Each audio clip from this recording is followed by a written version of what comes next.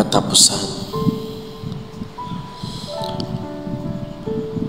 Ang dami na nangyari na hindi pangkaraniwan, mga nilalang na mahirap nang paniwalaan, pagtatalo na nauuwi sa kaguluhan, sinyalis na ba ito ng ating katapusan?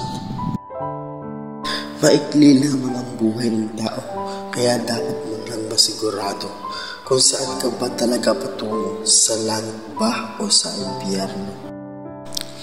Ngayon ay atin nang nararanasan ang mga nakasulat ay nagkakaroon na ng katotohanan.